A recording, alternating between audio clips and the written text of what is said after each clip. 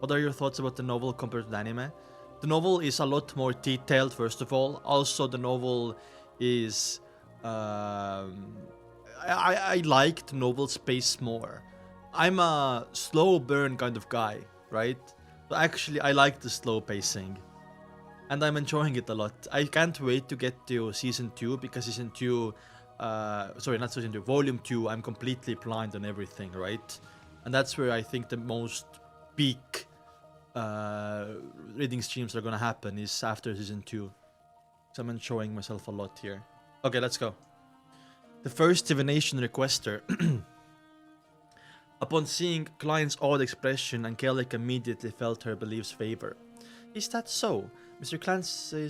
Claces mentioned that you were able to tell of an ailment in his lungs simply from observation.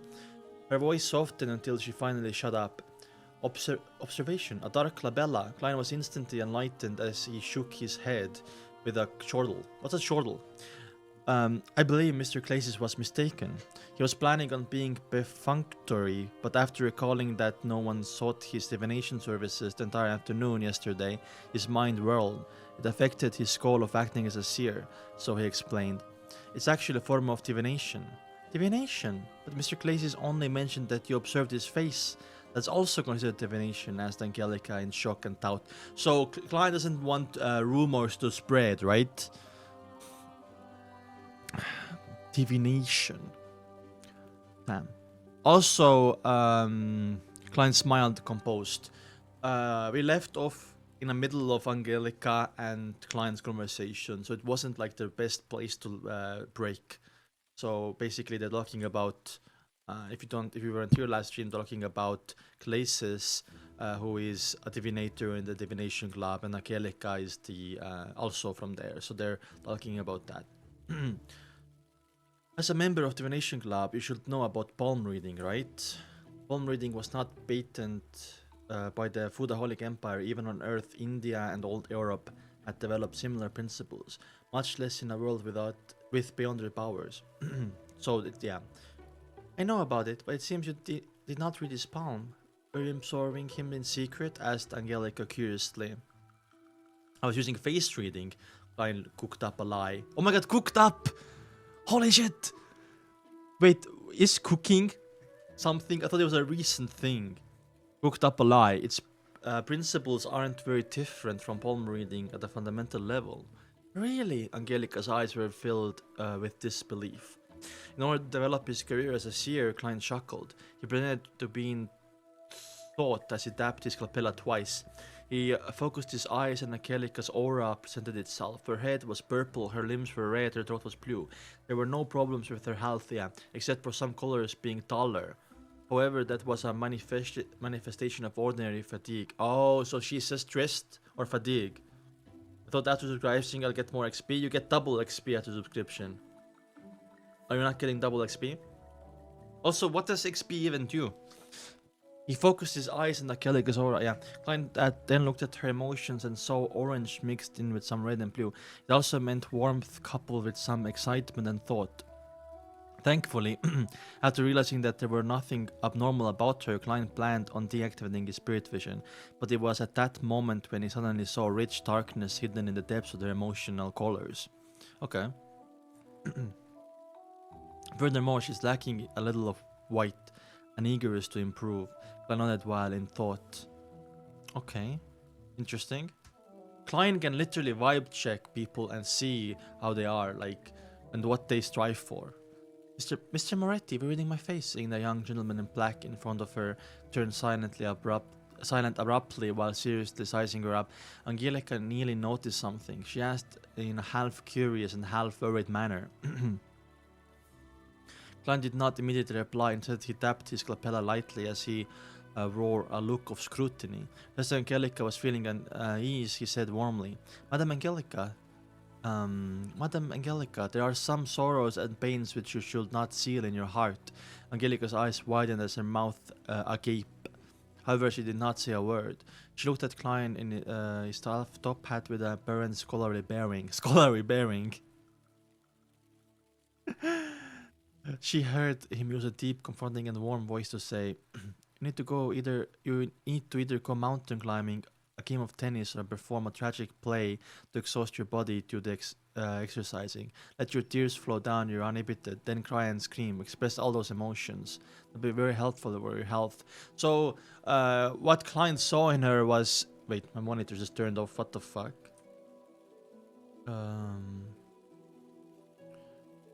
So that she was stressed and exhausted. I'm guessing she also keeps her emotions to herself. The moment those words entered her ears, Angelica felt like she had transformed into a statue. She stood there motionless. She tried hard to blink as she lowered her head in a fluster, saying deeply, "Thank you for your suggestion. It seems like there are many members here today." Klein did not continue, as though he had not done any divination prior. He turned his side and looked up. He turned to his side and looked to the meeting room at the end of the corridor. Sunday afternoon, at least 50 members! Angelica's voice sounded a little hoarse. She only mentioned the key terms. She paused, her vocal pace gradually turned to normal. "Do you want tea or coffee?" Sigh, black tea. Klein nodded slightly. He politely took off his hat and slowly walked to the meeting room. Only when he vanished behind the door did Angelica exhale slowly. Damn. Like Angelica? Oh, Angelica! Ah, I probably was saying it right last time, but for some reason I started saying Angelica. I don't know what that was about. Also, thank you, the welcome username. Low sound? Do you mean my voice or the music? Divination Club meeting room was very large. It was nearly twice the size of Klein high school classroom. Okay. In the past, only 5 or 6 members would have present, making it look extremely empty. Now, there were dozens of fortune tellers sitting in different spots. They filled up most of the room. Now, in the Donghua, it was different. There weren't that many. The size of the room was small, very small, right? But here in the novel, they make it seem like the rooms are huge. So they are huge. Sunlight shone into the room through the few oriel windows. The members were either discussing softly among themselves or asking Hannah's Vincent questions. Otherwise, they were practicing and attempting divination or drinking coffee and reading newspapers by themselves.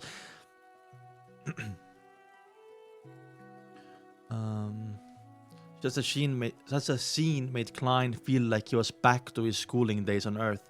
Difference was that it was noisier and more rowdy back then without the tranquility of the meeting room. He looked around, but he didn't see familiar faces like Lacey's or Edward Steve. No, Edward is not here, man! So he casually picked up a divination textbook, found a corner and started flipping through it leisurely. Very soon, Angelica came in with a cup of tea and left it on the table before Klein. As she was leaving quietly, she suddenly saw Mr. Moretti take out an exquisite-looking silver chain from his left sleeve. There was a chunk of pure topaz hanging on the silver chain. So he got the pendulum. What is he doing? Angelica slowed up consciously and focused her gaze at Klein. Klein had the silver chain with his left hand and allowed topaz to hang above the Sai black tea, just short of touching the surface of the liquid. Okay. With a serene expression, he half closed his eyes and the atmosphere around him suddenly turned quiet. The opal started moving slightly along the special-looking silver chain in a clockwise direction. So whatever he asked, it said true, right?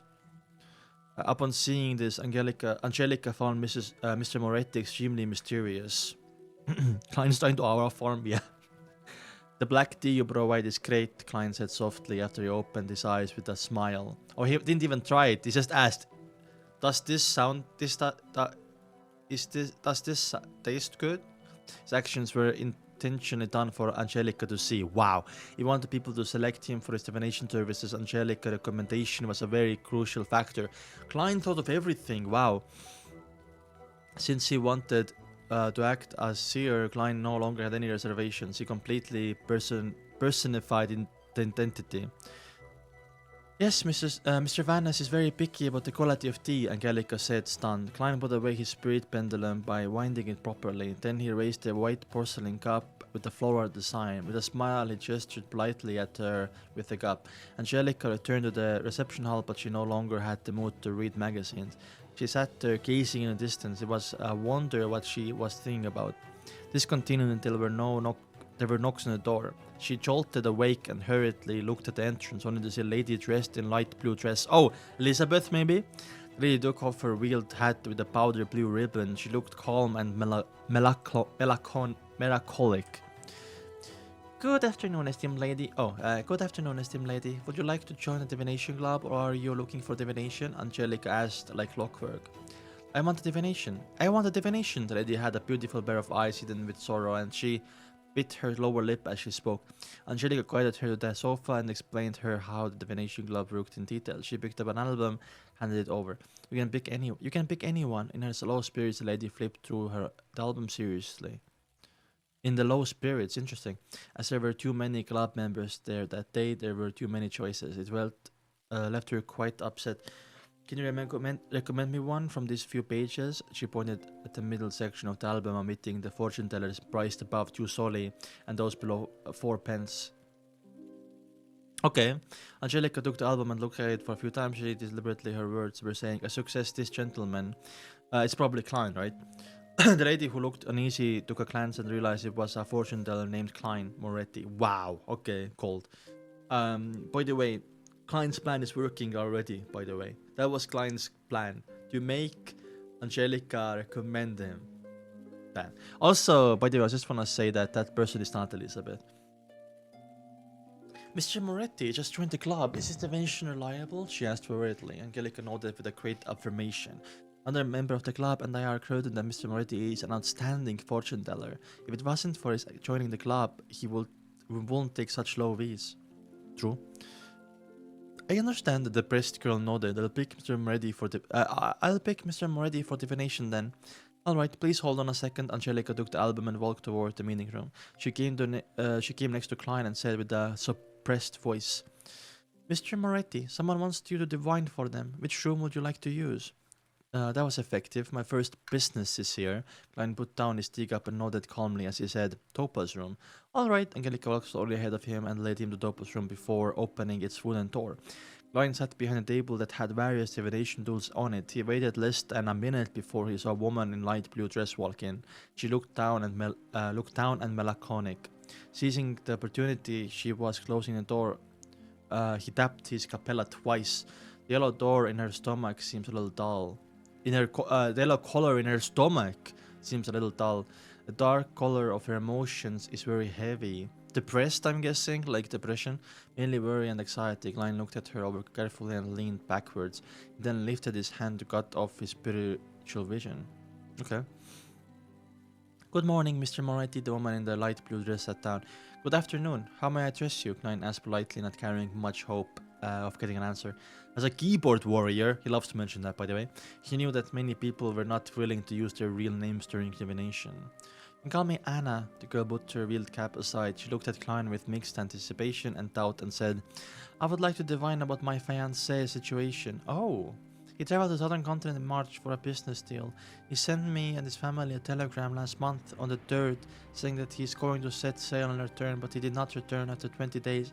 At first I believed that his delay was due to berserk sea weather, but for the day it has been more than a month. The ship he took, the Alfalfa. Holy shit, Alfalfa still hasn't arrived in Enmat Harbor. The Alfalfa tragedy. Guys, remember that in the Donghua? So we already are at that point. Something I noticed, by the way, the Donghua timeline is kinda different from the novel. In the Donghua, it jumps back, it jumps forward, and it jumps back again, just like that, right? So the events from episode 3 haven't happened yet, especially tracking down Bieber and stuff like that, but we already have a mention of Alfalfa. We did see the divination answer in Donghua. Was it about the Alfalfa tragedy though? The ocean was separated. The northern and southern continent was called the Berserk Sea. It was well known for natural calamities and its countless dangerous currents. It was not for Emperor Cell who sent men to discover a few safer sailing routes. Countries in the northern continent will still have yet to enter the age of colonization, let alone lay underwater cable to complete transoceanic telegraph. Wow, underwater cables! Klein looked at his very first client of his career. Klein looked at his very first client of his career as a seer and asked carefully, which divination method you wish to use? Okay, revelation, interesting. So a lot more divination club stuff that we did not see in the Donghua. Very detailed. Also, I don't think there have been any hints towards Hanas being from the Aurora Order either, right? Even though Aurora Order was mentioned with Olga in the last episode, or in the last few chapters. Revelation. Anna, with her beautiful eyes, hesitated. Hello, Merlin. For more than 10 seconds. You can choose any type you believe will be accurate. You are the fortune teller. While I'm not. Oh, you can choose any type that you believe will be accurate. You are the fortune teller. While I'm not. Of course, apart from cards, including Carrot, I've also attempted studying them at home. Always felt like they were more like toys or game. Klein thought for a moment, his wrist leaning on the edge of the table. He steepled his hands before his face, his gaze peaceful. He said softly, then we shall use the astrolabe. He pointed to a fountain pen and stack of white paper on the table and said, write down the name of your fiancé, well as his facial features, address and date of birth. It would be better if you can remember the specific time he was born. From her clothes, makeup, and demeanor, Klein did not believe that she was illiterate. Anna did not reply. She extended her hand, look, and piece of paper, shifted the pen, and dipped it in some ink. She started writing, pausing occasionally to think. So, basically, she does not look bored. He does not look bored. 2 minutes later, she pushed the paper towards Klein. Klein received it and turned it around. The information on the paper read, Joyce Mayer. Oh, it's Joyce Mayer. I remember him. 15th September 1323, 2 p.m. What wife knows the time the husband was born? Is that a normal thing? Is it okay? Tingen City, Eastborough, A with 7th Street, short blonde hair, a quill nose. Specific time he was born. Oh wow, I did not know people share that. I don't know what time I was born, so how would I convey that information to my partner in the future? You know what I mean? With just short glance, Klein quickly calculated the person's spiritual number. Oh, 6. In study of spirit numerology and mysticism, adding the numbers of the day the person was born and was called their birthday path number, affecting the person's life before 27th birth month path number. Calculated adding the numbers in their birth month, affected their life born 27 to 55, 4 years old, while the birth year path number. Calculating the numbers in the birth year affected their life from 54 years old onward. What did I just read? In the study of spirit numerology in mysticism, adding the numbers of the day the person was born was called their birthday path number. Okay. Affecting the person's life before 27. Okay. Birth month path number, calculated by adding the numbers in their birth month, affected their life from 27 to 54 years old. While the birth year path number, calculating the numbers in their birth year, affected their life. Okay, gotcha, I understand now too. I had to read twice and slowly, really focusing on it. It was July 1349, so choice was not yet 27. Thus, Klein immediately calculated the birthday path number. The number 6 represented a balanced and harmonious life, the heart for giving, and a decent marriage or engagement. Okay. Following this, he quickly calculated choice's year path number. The so-called year path number was calculated by replacing the birth year with the current year. The digits were then added with his birthday path number and birth month path number to get a general understanding of the person's luck of the year. Okay, damn. 1 plus 3 plus 4 plus 9 is 17. 1 plus 7 is 8. 8 plus 9, birth month path number plus 6. Birthday path number equals 23. 2 plus 3 equals 5. Oh, his year path number is 5. Holy yap session, dude. Oh my god. Numbers 5 signifying that he would meet with change and accident. He would be required to take certain risks.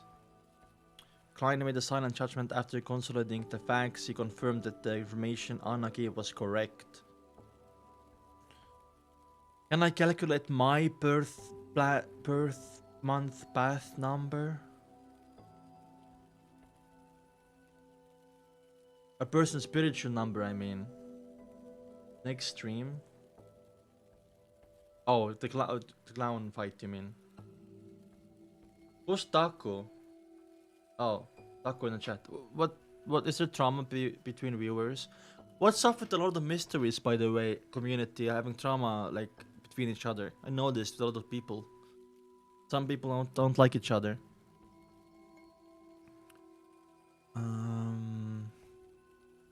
Okay. He retracted his gaze from the paper and turned down toward Anna. Mr. Mayor set off on his journey on the 3rd of June. If he did not lie, that is indeed the case, Anna bit her lips. It seems like maybe Mayor has history of lying, because no wife would say if he did not lie. That's in the case. That means maybe he has history of lying. Anyway, all right. Klein took the fountain pen and made a note of that. He looked at Anna with his dark brown eyes and said gently, "I will begin creating the astrolabe. I will begin creating the astrolabe now. I will need some time and absolute silence. Do you mind waiting outside? Angelica will provide you with a cup of tea or coffee." Oh, is he gonna do pendulum? Like, is he gonna make her leave and then do pendulum? Alright, Anna knew that some fortune tellers had their eccentricities, so she drew up unsurprised. She took her hat with a light blue ribbon and left the Topaz room. Klein locked the door and returned to the table. He followed the information and set up the astrolabe. Oh, astrolabe still, including elements such as his horoscope and locations of the corresponding planets and stars. Throughout the entire process, he did not open the astronomy manual. He completed the setup based on his memory. Does that mean that the planets and stuff are the same as on the Earth? Over the past few days of his mysticism studies, Klein realized that he could easily grasp and understand anything about divination, quickly turning it into instinct, because he's a seer. Perhaps this ability of a seer. He completed the astrolabe and felt satisfied. He felt as though his body, heart, and soul had relaxed considerably. As he looked at the outcome, he followed the path of the horoscope and planets, as well as other supporting details, to roughly deduce that Joyce Meyer had met with an accident but would ultimately survive it. So we saw this divination in the Donghua, but we saw it in the fifth episode, I think. At this point, divination was technically complete, but Klein wanted to pay much attention to his first business transaction. He hoped to build a reputation to aid in acquiring future jobs. He picked up the pen and wrote a sentence in Hermes, Joyce Meyer's current situation. He read the sentence silently and memorized the information on the piece of paper, repeating it again and again. After 7 times, Klein grabbed the piece of paper and leaned back into his chair. He imagined the sphere of light, and his eyes became darker, allowing him to quickly enter a state of cogitation. Surroundings took an ethereal quality. A formless, boundless fog stretched above him. Jeez, called. Klein recalled the contents of the piece of paper, then relaxed. He fell into a deep sleep in this state. He was using a dream divination technique. I know what he means, by the way. By the way, dream divination technique in the Donghua, those sequences were so fucking cool, by the way. Repeating the question, remembering the details, and then allowing his astral projection to roam the spirit world in a dream would allow him to gain revelations. Wow. Ordinary people also had this sort of experience sometimes. It was hard for them to recall. As the signs in their dreams were more complicated and garbled, a seer would not have such a problem, for they could see the images directly. Yeah. Surroundings began to turn hazy as Klein turned half asleep. In the contorted fantasy, he saw a blonde young man with a aquiline nose. He was swimming frantically in the sea of blood. Oh, he nearly engulfed by the waves, but in the end he managed to escape to shore. The image shattered and changed. Klein saw a blue house with a toy windmill at the door. That blonde young man was entering the house slowly, seemingly in joy. At this moment, the image changed once again. Klein realized that he was inside the magnificent palace. Triss?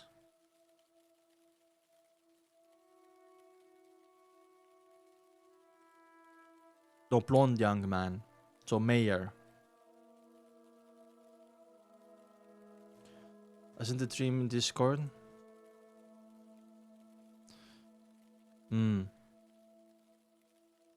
Ah, okay, yeah, you're right. This is the blue house that looks like a palace. Damn, thank you. Thank you, masters. Klein realized it was inside the magnificent palace. The walls were destroyed and damaged beyond repair. Moss and weeds grew in the multiple areas. Through the holes in the walls, you could see a mountain peak and clouds clinging close to it outside. Although the palace was a huge throne carved out of stone, it was uptorn with a tall gemstone and coal. It looked as though it was not prepared for a human. Holy shit! What? 1 second.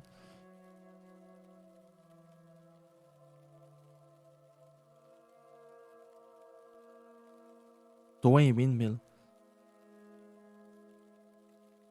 So palace, is that for in Hornatsis, I guess? Because mountain peak and walls. So this is the first time he sees the throne room and the palace in Hornatsis, I guess. It looked as though it was not built by a human. This giant throne was empty and mottled, as if it had been washed over by the ages. Klein looked around in a confusion. He did not understand why he would be dreaming of such a scene. His turbid mind... It's because, I think the person whispering Hornatsis and Phlegrea to you took control of your divination and changed your dream. His turbid mind turned sharp and subsequently walked out of the palace in an attempt to ascertain where he was. Suddenly he felt a gaze fall upon him. It was a gaze that came from behind. Yeah. Then suddenly turned around and started toward Turan's stone throne, only to see a scene out of countless transparent maggots slowly twitching and crawling. Oof, Klein gasped. He opened his eyes and woke up from his dream. Jesus! Crystal balls, tarot cards, and the prepared astrolabe entered his vision, relatively quickly replaced fantasy. So the initial dream, initially was the result of divination, yeah. But what was that later dream about? It seemed to be targeted at me. Klein put a piece of paper down, he rubbed his temples and contemplated. It's the guy telling you the words, by the way. He wants you to go there. But remember what Don said? Don said that do not give in the whispers. You should not listen to me. That's like a shortcut to losing control, right? So should Klein actually really go to Hornatsis? I'm being selfish and say yes, I want him to go there. Because I feel like also Klein is going to have that mindset in the future where he needs to figure out, and maybe he thinks that figuring out benefits him. Another screenshot of the maggots. He's gonna send it soon.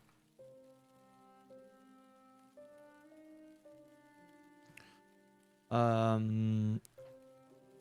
palace not meant for humans on the peak of a mountain. The silent stare, the contorted and weird scene of the maggots. Klein silently guessed that as he recalled.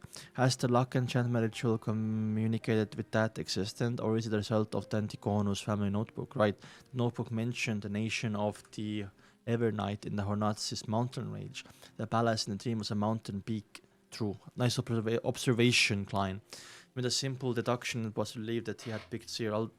According to Old Neil, mystery priors could also divine through dreams, but they weren't as effective as a seer. Sure, it sure isn't letting me go. All I can hope for is the early capture of Ray Bieber. Klein collected himself and picked up that piece of paper that was with the diagram of the astrolabe. He slowly walked toward the door, opened the door and headed to the reception area. So Anna looking out the window, completely ignoring her cup of black tea. Ah, Mr. Moretti, what is the result? She saw Klein in the peripheral vision and stood up in a hurry. Let's see the maggots. Oh my god. Ooh, that's actually creepy. This page looks something like from Berserk. You know what I mean? Damn, look at that. Look at the maggots on the throne. Well, now Klein knows that this palace is on top of Hornatsis mountain range, right? I guess I want Klein to go there, man. Very berserk. Noodles.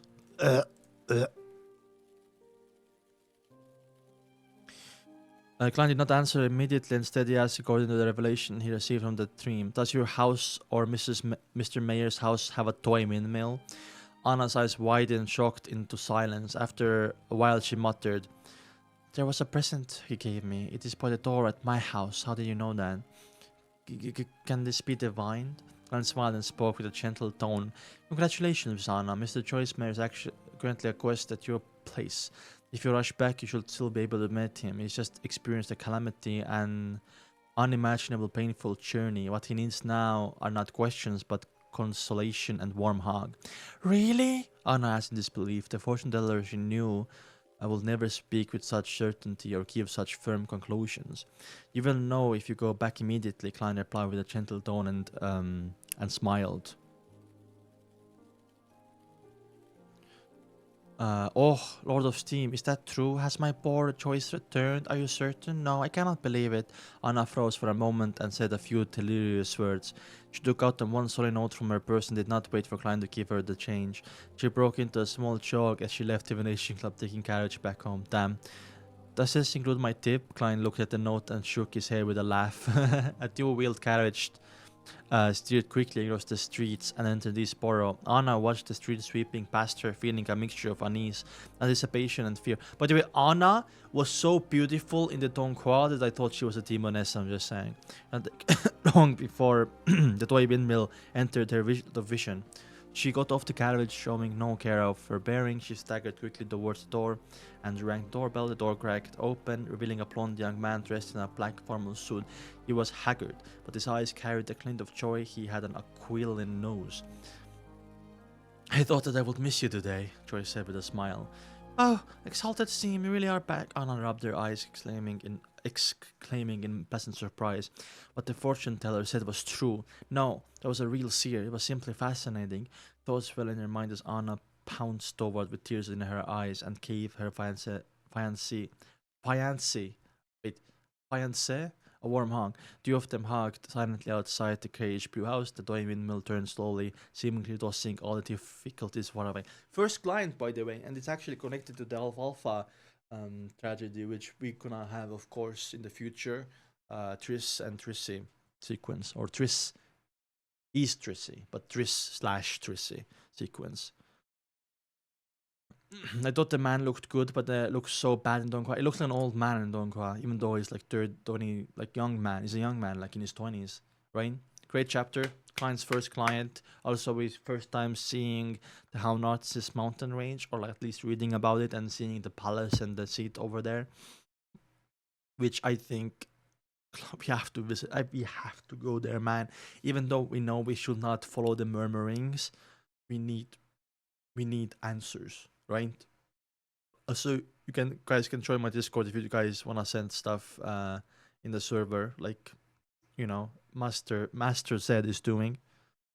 Masters. Anyway, 56. We have Alker, I'm guessing. Escape from the Sea. Or maybe about the Alfalfa tragedy. It's also very stressed because of Alfalfa tragedy, yeah. True. Maybe he looked more beautiful, you know, handsomer.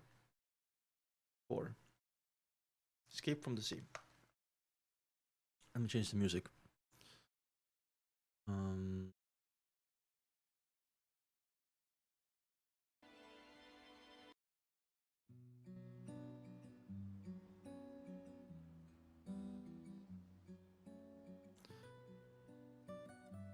Episode 5 was Peak. Rather spacious living room. Anna and Joyce were seated on different sofas, separated by Anna's parents. Joyce sighed with a satisfied expression and said, Exalted Steam, I'm so lucky to come back alive. Exalted Steam, I'm so lucky to come back alive, to be able to see Anna again. My poor Joyce, what happened? Anna couldn't help but ask with concern. Joyce took a glance at his fiancé, and his expression turned grave. I still terrified to this day. I keep waking up in my dreams again and again. 5 days after the Alpha left Caesar Pier, we came across pirates, scary pirates. The only fortunate thing was their leader name was Nost. The pirate, the pirate that calls himself the King of the Five Seas. Ooh, Anna's father, Mr. Wayne, asked in shocked. Okay. Nost. I'm copying this to put in my notes. Anna's father, Mr. Wayne, asked in shock. Although Joyce had already been there for half an hour, he did not volunteer details about this ordeal. He appeared to be fearful, perturbed,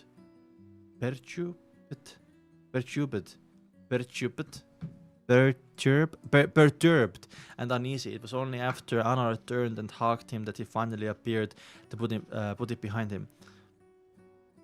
Yes, to the declaration of being a descendant of the Solomon Empire, the king of the five seas, Nas didn't believe in killing captives. Hence, we were only robbed and didn't lose our lives. These subordinates even left us sufficient food. Oh my god!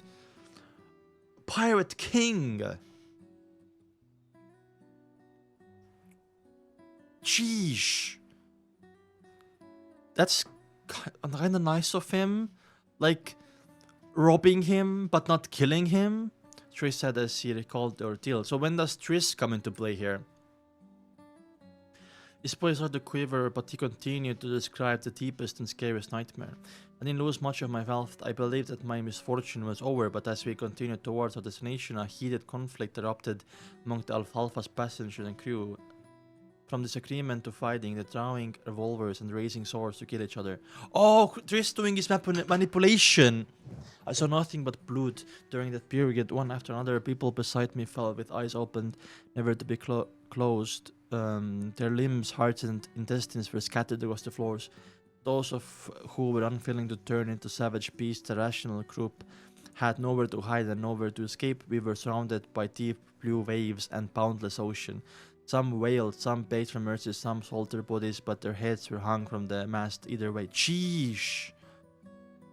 This is Trace manipulating them to fight each other. Anna, I reeled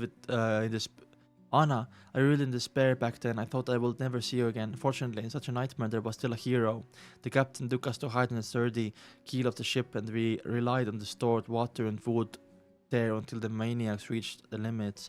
Mr. Triss encountered us courageously, leading us in an assault against the murderers. After an unforgivable bloody battle, he survived, but Alfalfa strayed off course, and only a third of the original sailors remained. When he depicted the most horrible and darkest side of the human psyche, Joyce couldn't help but recall the hero, the man that called himself Triss. He had a round and amiable face. He was shy like a girl, and enjoyed staying in a corner. Only people whom he was familiar with knew that he was a very good conversationalist. Damn, true hero. First of all, I can't wait for Triss to become Trissy, and to see that sequence of Klein investigating and finding out. It'll be so funny. Also, I liked the Donghua version of this storytelling better, right? One of the cases where Donghua actually was doing a better job. What's up, the Warcottenman? How are you? But he was such an unremarkable boy who stood in front of everyone with determination in the worst of days. Oh, exalted steam. Exalted steam, my poor Joyce. You went through such a heartbreaking ordeal. Thank God, praised to the big God. He prevented us from eternal separation. Tears welled up in Anna's eyes as she constantly taught the 3 points to form a triangle. She's the sacred emblem for seaman machinery. A triangle, interesting. Illuminati. I can't wait to reach volume 2 because everything is gonna be new to me, right? Joyce revealed a faint pale smile. This is the reward for our faith. The Alfalfa went through storms, lost its course, and after surmounting one challenge after another arrived at Enement Harbor. Due to the bloodbath that had taken place on the boat, those of us who survived were held captive by the police and questioned separately. We didn't have a chance to send telegrams home to update our loved ones. When they released us this morning, I immediately borrowed some money from a friend and took a steam locomotive back. Thank God for letting me set foot on the land of Tingen again and allowing me to see all of you again. Then he looked towards his fiancée in confusion. Anna, when you saw me, I could feel your happiness and surprise, but I couldn't understand why you rushed towards the door so excitedly right after you got off the carriage. Hey, I had planned on giving you a huge surprise. Aw, because of Klein. By the way, I just also wanna say this. The fact that I think they're gonna seek out Klein again because the fix is like sleeping problems, and that's when Klein is gonna be starting to be sus of Triss. But in the Donghua, there was episode 5. Right now, we haven't even arrived at the main events of episode 3. You know what I mean?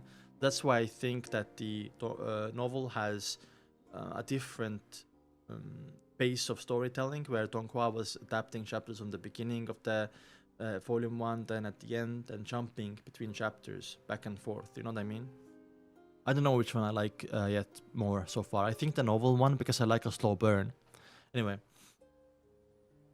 Anna thought about what happened earlier and continued in disbelief. There's nothing to hide, Choice. As I was worried about you, I went to the only divination club in Tingan City today for divination.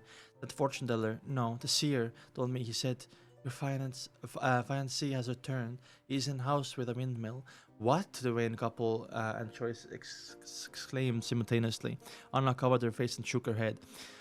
I can barely believe it either, but it happened, exulted Steam. Perhaps there really are miracles in this world.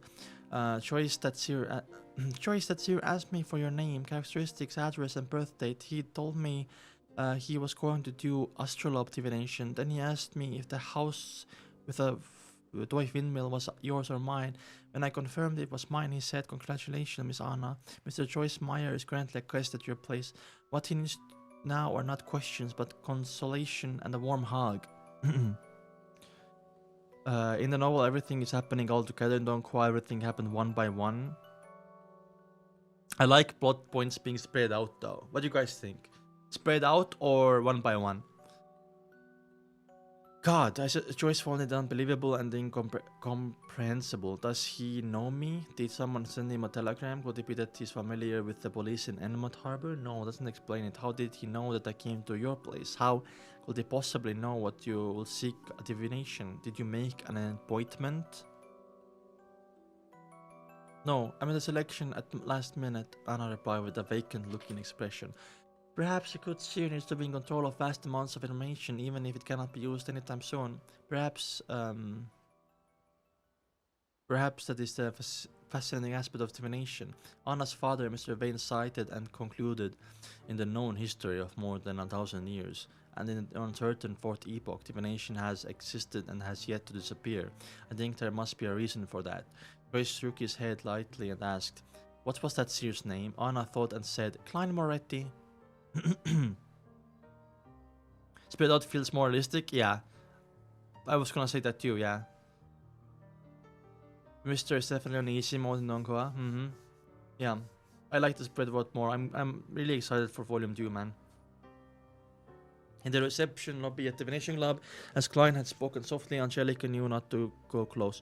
Therefore, she only saw Anna leave as though she had just lost her soul, wearing shock and confusion on her face. So, this is happening after Angelica left, okay.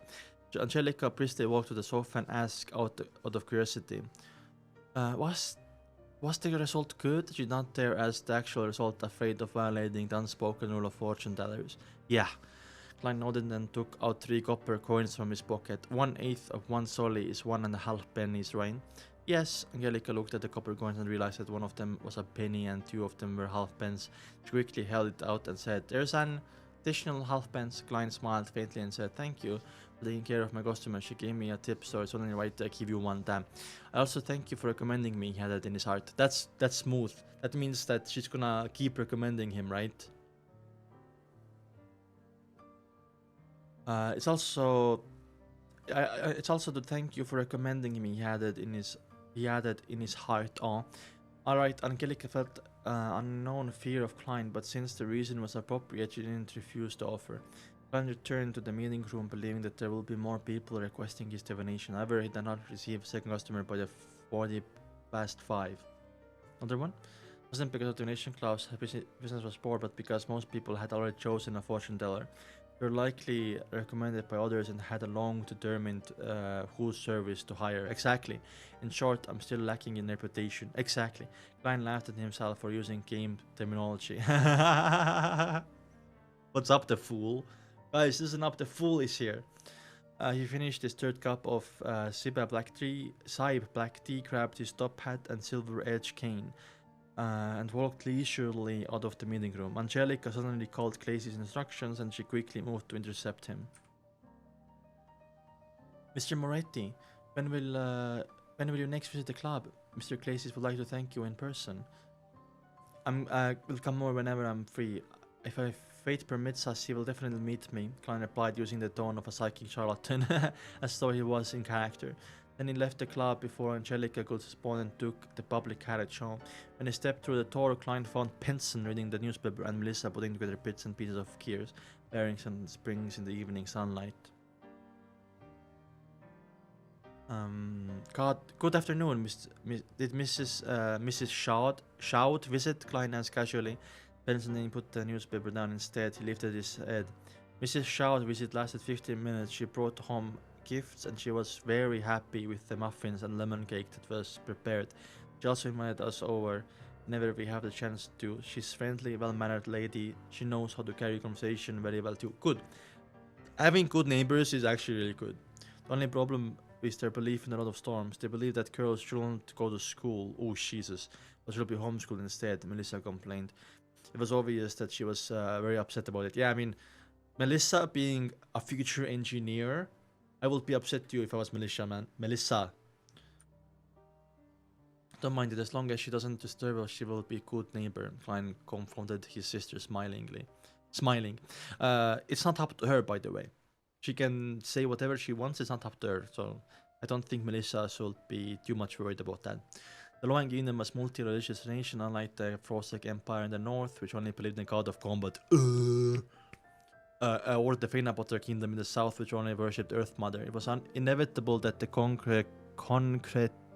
concretations from the three major churches of the Lord of Storms, the Evernight Goddess, and the God of Steam and Machinery had conflicts in beliefs and customs. After 1,000 years of this, they restrained each other, making coexistence possible. Wow, okay. Okay, Melissa pursed her lips and redirected her focus on the pile of parts again. After dinner, Klein continued revising history. Only when Melissa and Benson showered and returned to the rooms did he wash up, enter his bedroom and lock his door. He needed to organize, summarize what he had learned and the problems that he encountered and prevent himself from forgetting or missing out any critical points. Only by doing so will he be able to respond to subsequent developments in the future with a clear train of thought. Klein flipped up and his notebook, took out his pen and started writing in Mandarin. Why is the key to digesting potions acting? Wow, okay. Or was asking questions. Now, I feel like after this, after Anna, which we, of course we're gonna see Anna and Mayers again in the future, right?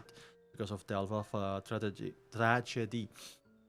After that visit, Klein is gonna get more clients, right? Because word is gonna spread fast. Also, Angelica is gonna recommend Klein more often now.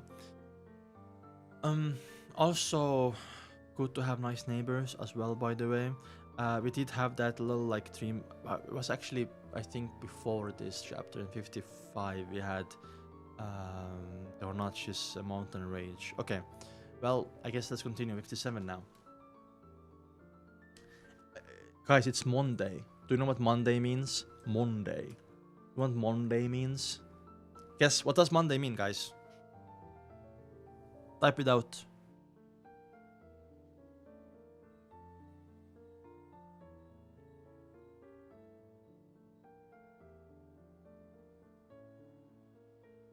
One second.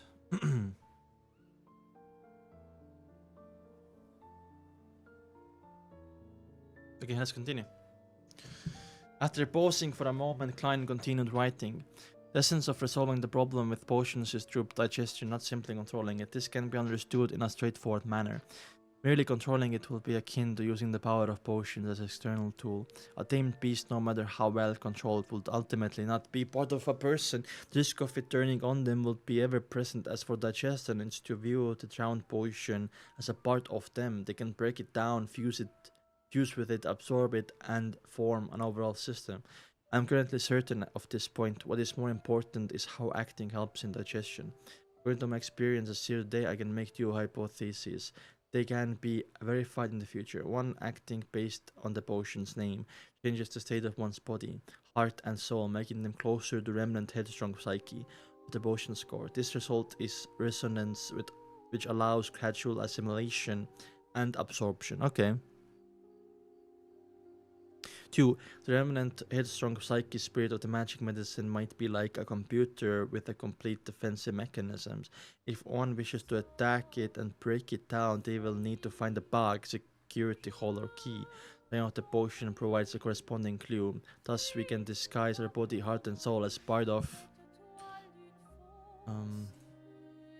of the system through acting, and so we deceive the system defenses. This line of thought is similar to Emperor's self-description. Okay, interesting. Mm. Mm. Mm. Mm. Wow. One day's misery? Really? No matter which guess is right, there's no escaping the body, heart, and soul, for they are the only bridge between acting and the power of potions. Klein put down his pen and looked at the paragraph of text for a moment. He even wanted to thank the education he received from the Foodaholic Empire.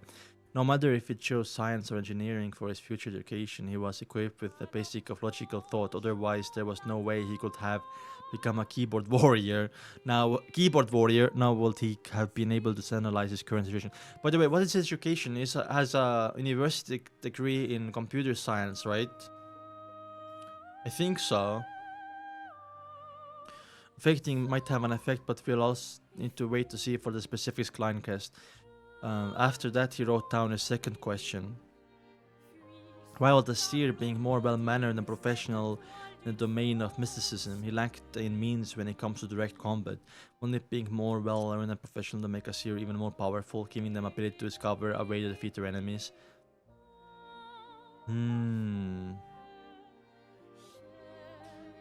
Getting ahead of yourself, Klein. Combat comes after.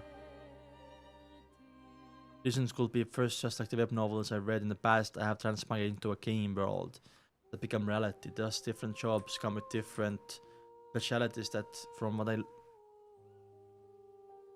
that have to be balanced against each other. So, like balancing. But up to this point, there has been no sign of the world being a game, nor are there signs of missions like developments. I'll put this reason on hold, but it's very unlikely. Okay. Second, the fundamental law of the is balance. The Creator made this world with the one core idea of balance.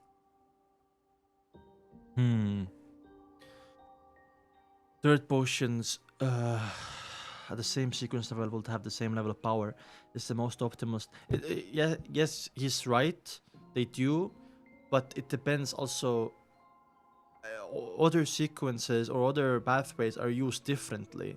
One used for combat, one used for like a seer used for support.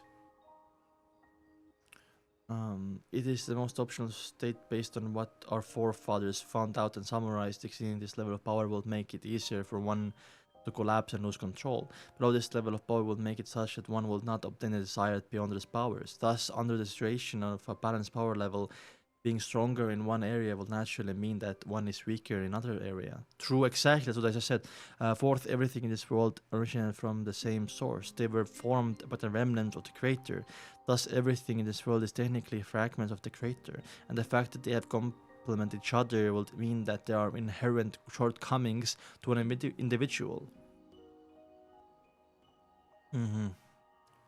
But I think there are more than just 5 or 4, whatever you said, Klein. I'm leaning towards the third and fourth reasons, but the latter stems from an unconfirmed myth and can only serve as a guide. Exactly. Also, all legends and myths start with a true story or like a true thing. So I don't think it's only a myth, but it can be over-exaggerated. You know what I mean? Thus, I shall use the third reason as a guide and try to ascertain it using my current knowledge and future studies. At this point, Klein had already written 2 pages but did not stop. Instead, he penned a new question. From what I learned today, my luck enchantment ritual is categorized as a classic ritualistic magic. Similar kinds of ritualistic magic can be split into 3 parts, the first being a sacrifice that sparks the interest of a corresponding existence. The second is comprised of incantations specifically describing the existence in question. The third is using the simple formation and symbols to convey what one is asking for.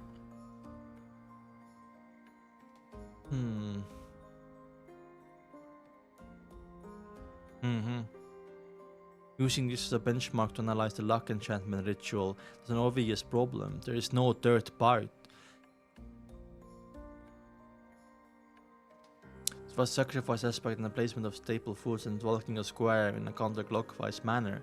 With 4th step, there is also a clear indication who the incantation is for. That has to praise the immortal Lord of Earth and for blessings.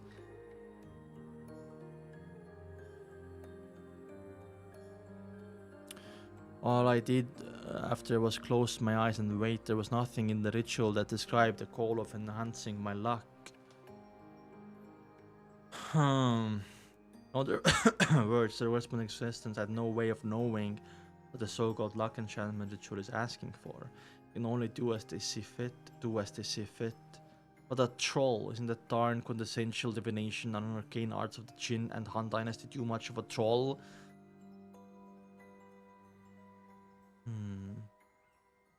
I must have set rocks in my head back then for drawing.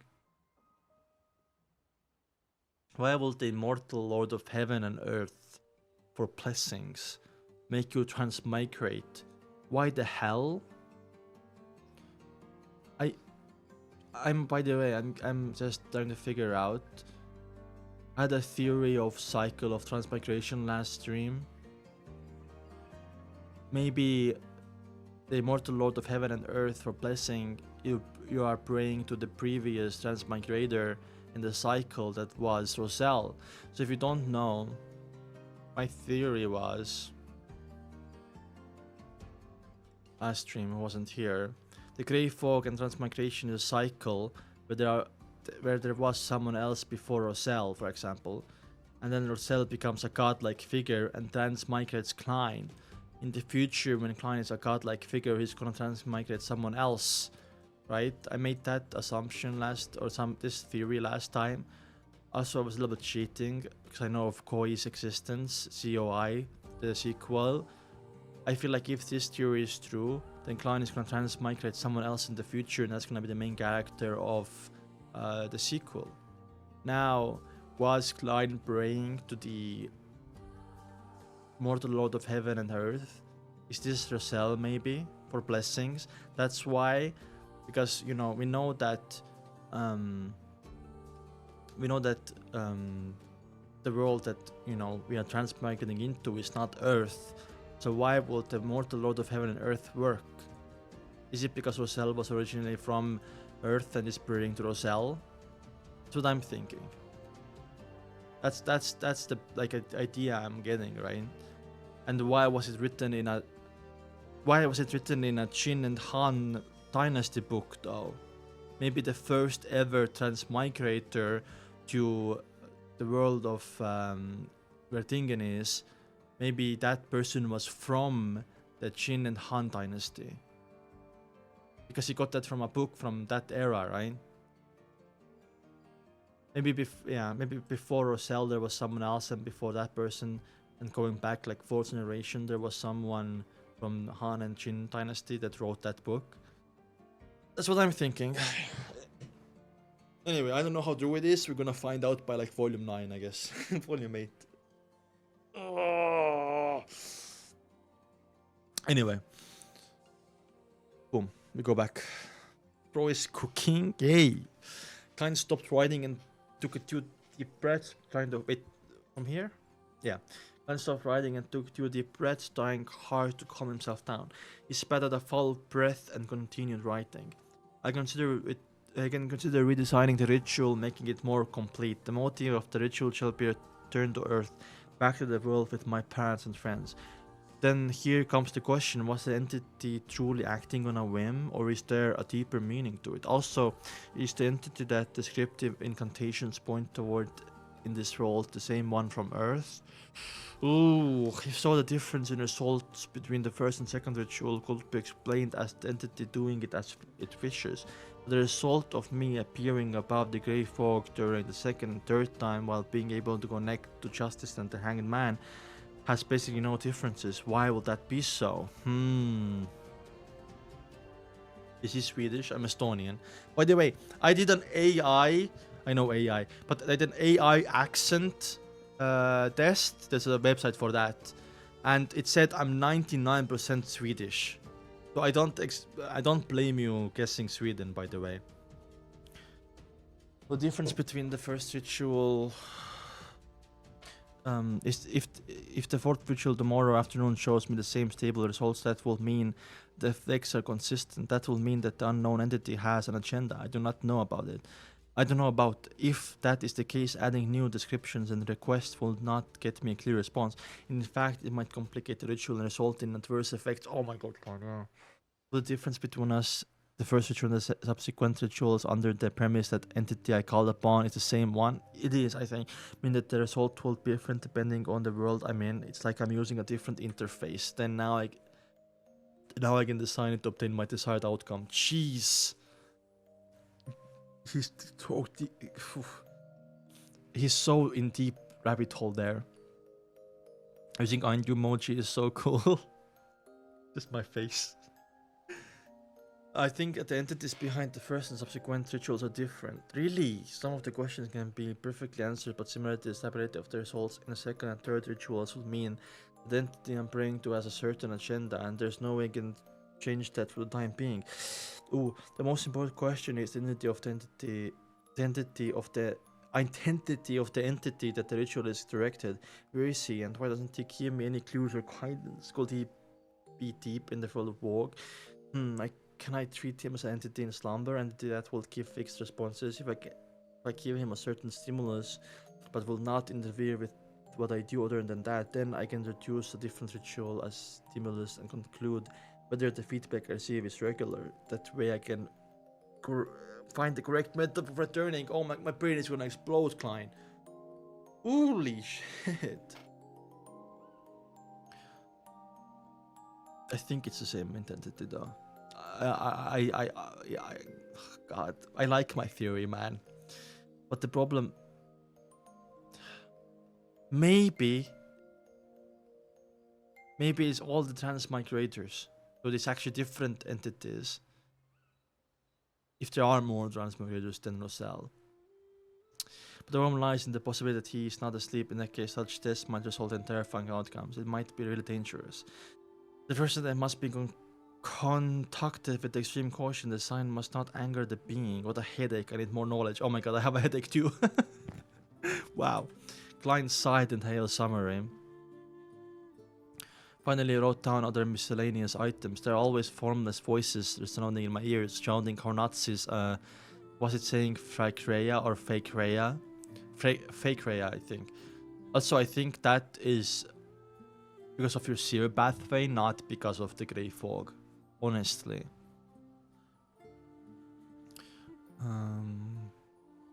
Karnatsis is the mountain range dividing the Long Kingdom and the Intis Republic. Its main peak is 6,000 meters above sea level.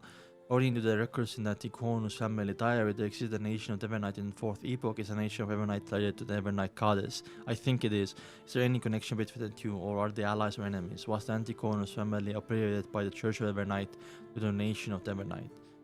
Did I hear murmurings coming from the diary from the house of the Antichonus family over 1 or 2,000 years? What then does Flakreya mean?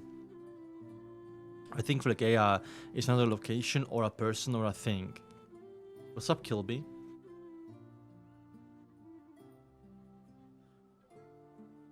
No, I think that's just Klein lampooning and trying to figure out how to say it, that's why.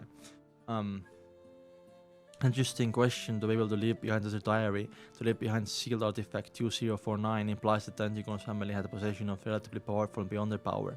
Is that, if that is so, which sequence did they possess? Was it complete or not complete? Oh my god, good question, brother. Oh. Well, I think so. Right? But I think the main point that we should talk about is the nation of Evernight. Why did it die out? Remember, the nation of Evernight sacrifices its people, or not sacrifice, they disappear after dying. I have a theory that they were used for sacrifices or as vessels. Another theory I have with the nation of Evernight is that they are going to be brought back in the future.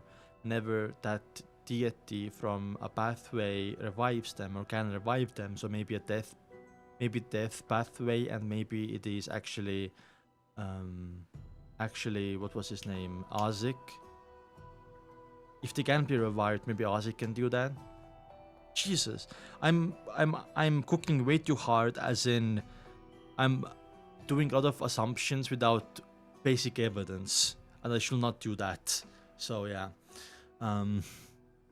Realization that the diary in the hands of Ray Bieber was a bit of coincidence, but without any coincidence, but without any indication of it being arranged, could my fate really be tied up with the diaries? Jesus, the ideas were penned on a piece of paper. Klein tried his best to write down the events he had experienced and his guesses about their meaning. He wrote a total of 4 pages on both sides of each paper. Rip Klein suddenly tore off the 4 pages and read them from top of one end, sometimes marking certain sections with his pen, adding a few sentences at other times. Time flew quickly. The crimson moon was temporarily covered by dark clouds. Klein picked up the pocket watch on the table, snapped it open, and looked at the time. He put down the watch and took out a box of matches from his drawer. He lit one and brought it close to the 4 pages of notes. The orange flame ignited the edges of the paper and quickly spread. Smart. Klein placed the section door of the wooden dustbin and watched the ashes drop. He then released his fingers, allowing the papers to fall. In just 10 seconds, everything had disappeared. All that was left was still swirling ash in the hard bottom of the dustbin. Damn.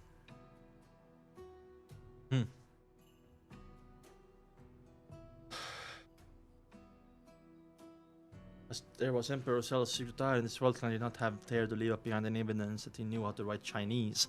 If all of Unc Neil and the rest discovered the 4 pieces of paper he wrote, he would have no idea how to explain the matter.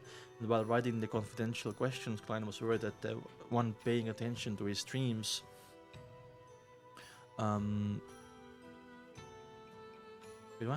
will able to see and decipher the contents no matter which language he used, be it Loan, Ancient Faceac, or Hermes. Therefore, he could only write notes in Chinese to organize and summarize. After he was done with the task, he burned the notes to leave no traces. Precisely because there was no way of saving, he set up a plan for himself. He would do this summary once a week, just in case he forgot anything. Wow! As he watched the ashes fall, he pulled out a white piece of paper. He wrote the title, "To My Respected Mentor." He wanted to write a senior associate professor, Quentin Cohen, asking if he had any relevant information about the main peak of the Notches mountain range. Now, Asik is gonna be guiding him about that, right? Which I do think Asik has a connection to the mountain range. We don't know, like, actually how old he is, because he's really fucking old.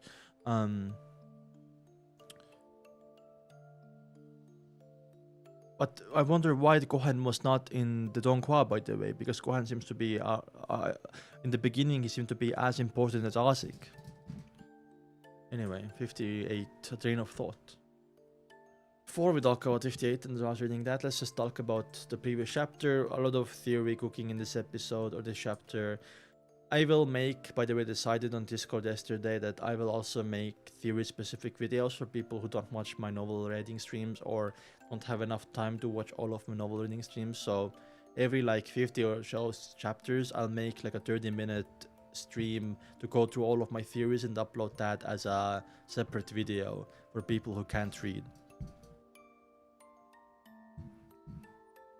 Asik was not his mentor? Yeah, Gohan. Bro, forget about Gohan. Gohan. Who? 1 second, we're gonna continue in a second here.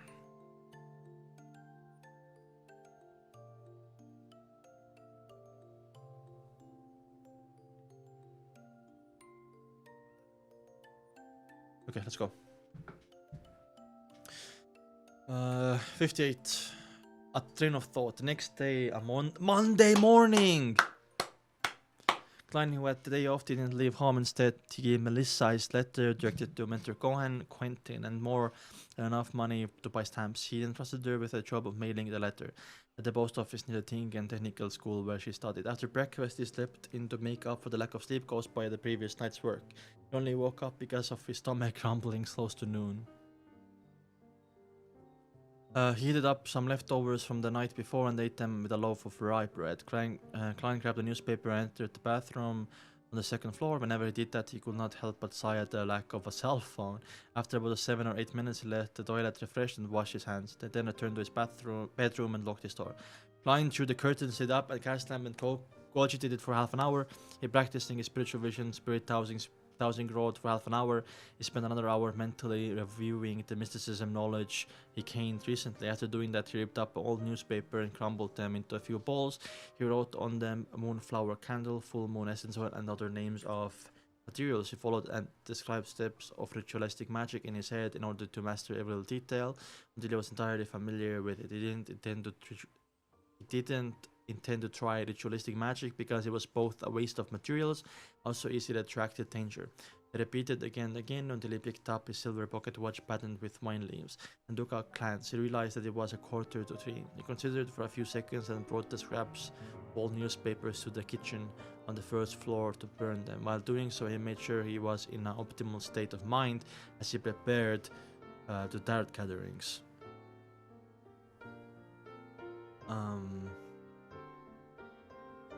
Locking his bedroom door once again, Klein didn't want the clock to strike 3. He planned to enter the area above the grey fog ahead of time. He wanted to seize the chance to explore the place truly. As Klein stood up in an empty spot in the room and started walking counterclockwise, he suddenly worried that Justin and man had yet to enter a suitable environment. He thought a particular matter. Will they be disturbed or discovered? Oh my god, good observation. He had previously mentioned to allow Justice and Nangman to apply for leave ahead of time if they needed to be absent from the gatherings for some reason, such as being unable to find time alone or unexpected circumstance. That had been an almost unsolvable problem. Klein in the past, there was no way he could build an entire server-based internet by handing in different world, right? And then technology beyond the Legend would expose him. But now he has suddenly found inspiration from ritualistic magic. Ritualistic magic borrows the power of others by seeking the help of different existences. Similar incantations will make it clear who it is directed to in the beginning, such as Evernight Goddess or the Lady Crimson. It will be a description of the unknown and clandestine existences. Then, can I amend the chant and redirect the beginning of the chant towards myself? Directed at me. Cook! This way, even Injustice and Danged Man conduct ritual in different locations, it will receive their messages. Clanver suddenly felt fresh insight as he began analyzing the likelihood of the method working. There are two difficulties. First, I'm not an incredibly strong high sequencer. Even if the description indication was there to me, I could possibly receive the request. Second, how can I ensure that the description of the chant is written at me accurately and not stray away and did some other unknown existence that fits the description? That would be incredibly dangerous. Klein paced back and forth, deep in thought for a possible workable solution. He went in circles with the silent footsteps. Then he actually linked the matter with the mysterious world of the grey fog. Even I can receive the message, that doesn't mean the grey fog can't. True. If the crimson stars can drag a person into space directly, regardless of where they are in the physical world, I could consider tying myself to the previous space together during the directed description. In accordance with the train of thought, even though I might not immediately receive the request, when other party is holding the ritual, I will still be able to see the corresponding messages whenever I enter the grey fog. So it's a difference between being online and offline in an instant messaging system. Thank you, Klein, for making the comparison, by the way. To put his clients became more excited for more he thought. He felt that his idea was worth a try. What kind of description could be used to precisely direct the message to me and to the grey fog? To the grey fog world. He started to think about the actual details. In fact, he had incantation that could definitely work. It was none other than the low-end translation of the celestial worthy of heaven, earth of blessings, but herein lies the problem. He would lose control of the grey fog and lose his leading role. He could only exclude it. Oh, sheesh. The fool from another world, no way, it's quite accurate and there's almost no other existence that fits the criteria. The fool from another alternate world is crazy. But the fool exposed my biggest secret. Klein thought an incantation after another, but he crossed off each one. Fool who's not worthy. Fool who is... What was it again? Let's see. About 7 to 8 minutes if I decided on description on the first paragraph. The fool that doesn't belong in this era, damn. Or it's not accurate enough, therefore Klein quickly added the mysterious lure above the grey fog. The combination of two lines particularly limited practically limited to him. Furthermore, he had tied the Grey Folk to him. It's still a little short. I cannot eliminate the possibility that there's a multiple spaces and rulers of the Grey Folk. I cannot eliminate the fact that the description might be directed at the spirit world. Klein creased his eyebrows and planned on making something more certain.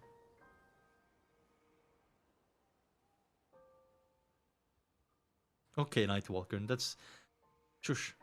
He thought for a full minute and finally decided to on the last part of the description. The King of Yellow and Black who wields good luck. It has a similar meaning to exalted stretch of heaven and earth for the blessings. In Chinese, yellow refers to earth and black refers to heaven. Okay, cool. If the incantation purely depended on that part of the description, it might end up being directed away and provoking unknown dangerous existence. But with the first two lines as a limitation and his experience of arriving above the Grey Folk through a similar incantation, he believed that the target's description could resort in a perfect lock-on. I wasn't sure if casting the ritualistic magic with those three descriptions would be effective, but he was definite that it would not attract the attention of another existence. It would throw Justice and Hanged Man into danger. Klein heaved out a long sigh and recited the incantation that he had decided upon. The fool that doesn't belong to this era. You are the mysterious lure above the Grey Folk. You are the King of Yellow and Black who wields good luck. Wow.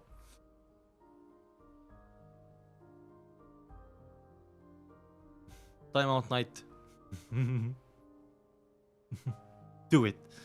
He nodded his head slightly and took out his pocket watch and confirmed the time. It's already 2:58. 2 minutes! Whether thought Klein put away his pocket and entered the cogitation.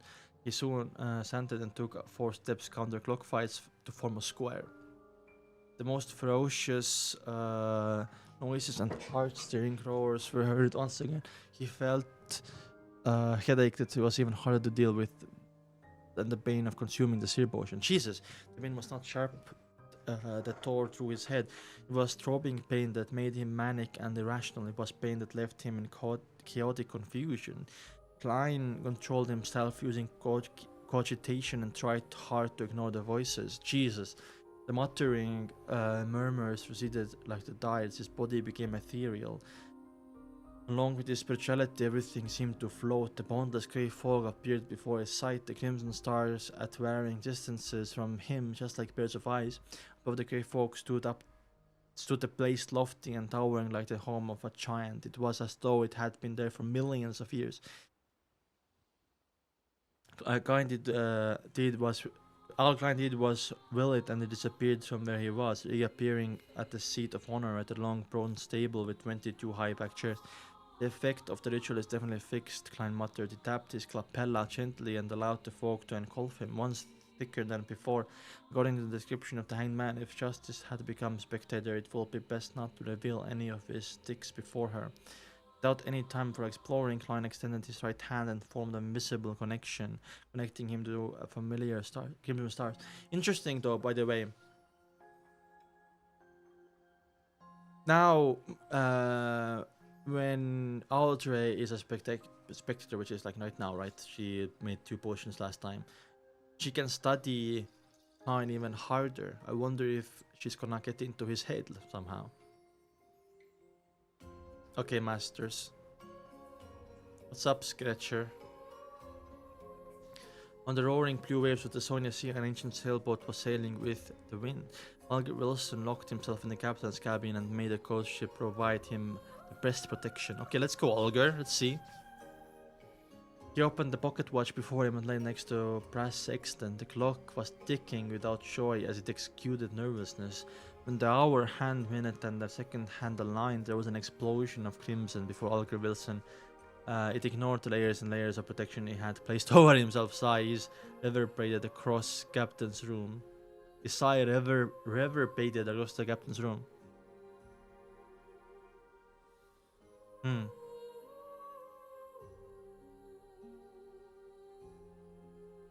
Sheesh. Background Empress Boro. What did you miss? Audrey Hall laid against the down feathering pillow and glanced at the yellow paper in her hand. Her gem-like eyes looked like that they had 2 souls spiraling slowly in them. Her gaze was calm and cool, but she were waiting for a play to begin. As crimson red corrupted, she looked at herself being swallowed by a complete detachment. Sheesh! Of the grey fog in the magnificent palace on the ancient and model long bronze table. Klein, who had already activated the spiritual vision, looked over the Naudry Hall figure become to form. He was not surprised to see that the colors deep in her aura had blended together, became pure and serene, like a lake that was clear and reflective. She really did become a beyonder. Klein was just about to move his gaze away when suddenly saw the chair belonging to Miss Justice change. Ooh! The bright star on the back of the chair moved swiftly, forming an illusory constellation that didn't belong into reality. That constellation was familiar to Klein because it was one of the symbols of mysticism, a symbol that represented giant dragon. Spectator, giant dragon. Klein restrained himself from shaking his head and looked over at the back of the hangman's chair. Spectator and giant dragon. I do wonder what that represents, by the way.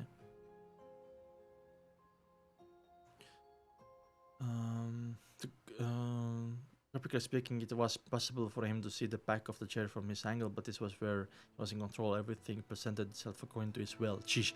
The constellation of the back of the chair had not changed, but since Klein grasped the basics of mysticism, he wasn't ignorant as before. He could recognize that it was the symbol of a storm. That makes more sense, by the way. That makes more sense, but Spectre and Dragon does not make that much sense. Sailor, Keeper of the Sea, Storm, that's reasonable. The color is, I know, right? The color deep in the hanged man's aura is much purer than it was. Has he advanced? Yeah, he advanced to sequence 7 Seafarer. Oh yeah. What about the symbol behind my chair? Klein suppressed his impulse to look behind, rapped the edge of the long table thrice, just like before his smile, and said, "Congratulations, Miss Justice, you are beyonder now." He can tell right away. Audrey was stunned and smiled faintly. "Thank you, Mr. Fool. Thank you, Mr. Mangman." That was much faster than I thought, Audrey said honestly.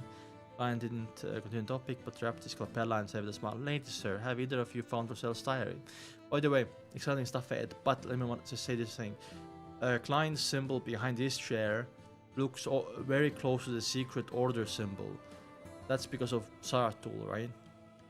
This makes me more think that Zarathul is the one whispering for Nazis and Flegrea. 59. We have a meeting. We have a meeting. It is Sunday. Let's go. Sorry, Monday, not Sunday. Audrey is a spectator, and so is Susie. We're gonna see some Roselle diaries as well. Roselle diary next episode. So let's go. But before that, I'm gonna get some water. So I'll make you wait. That was my plan. Yo, should we get started?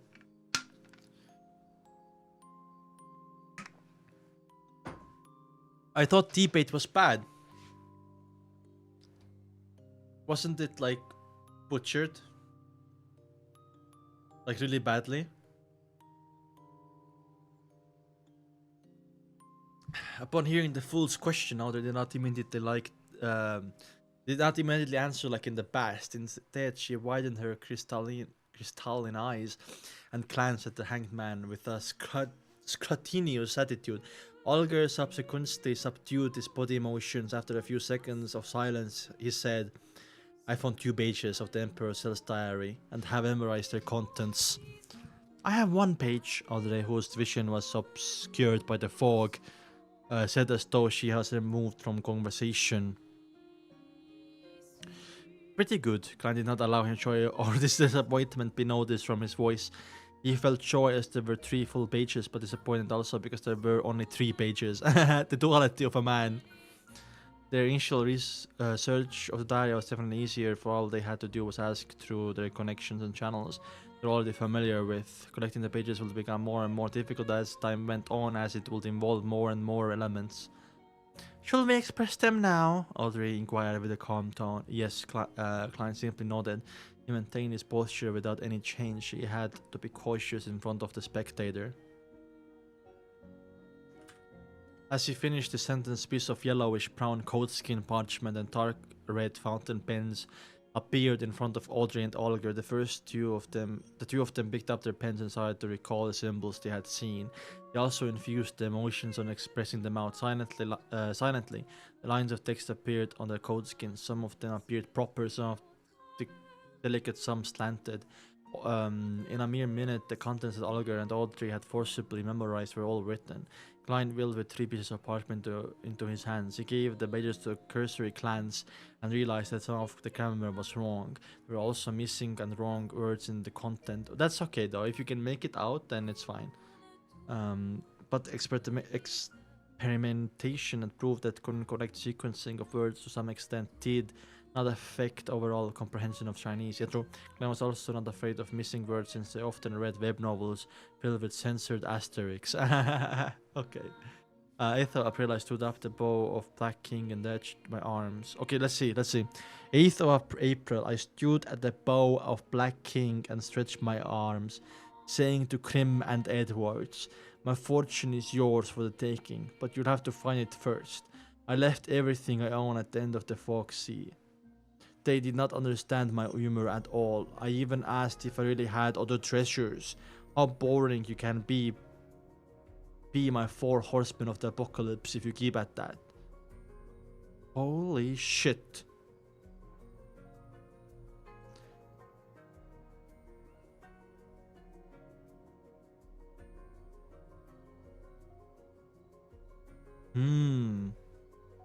Read them on Discord. Do you think I can read cursive?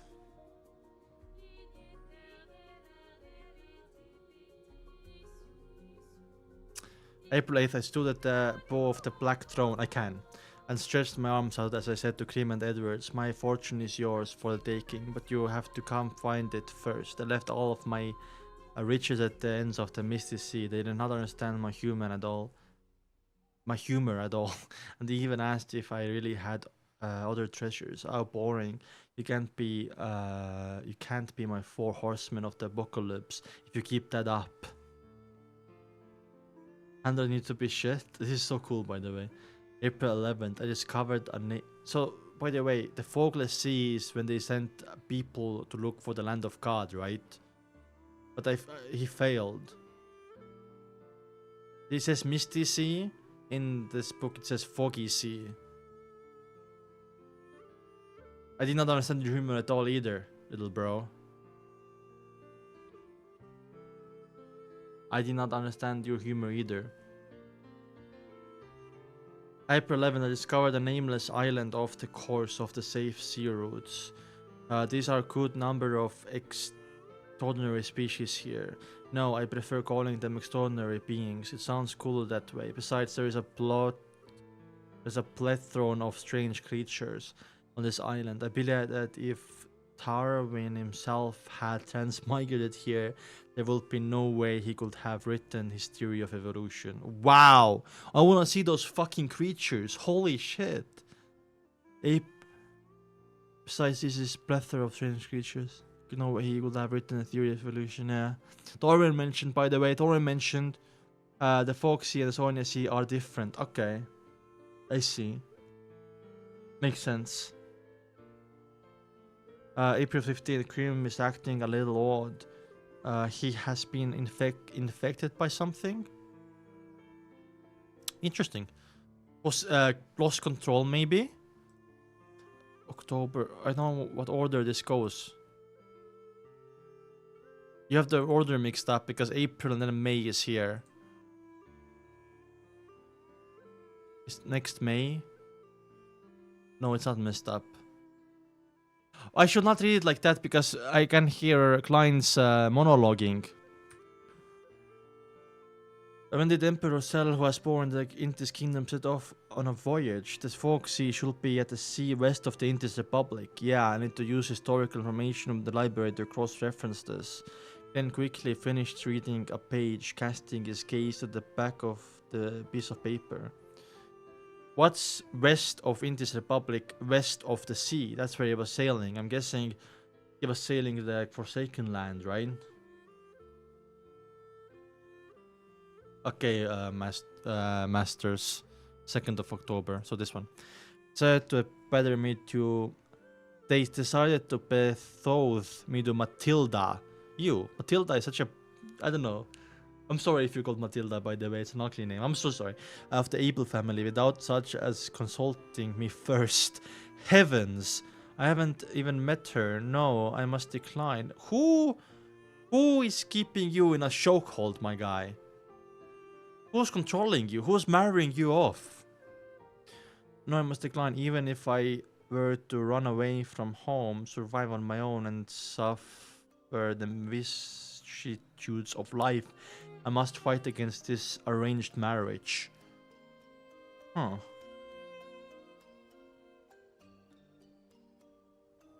I never thought the folk sees the Sonia siege in. I never said that. Are you talking to someone else? October 5, Miss Matilda sure is pretty. Oh, gonna change his mind. So I'm guessing he's younger here because there's a lot of control over him. Right? He's being controlled by his family, even though he was transmigrated as a prince, I'm guessing, and then later he became an emperor, right?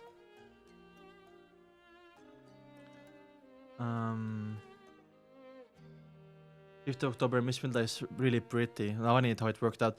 Her personality and conduct are just my type. I am starting to look forward to this marriage.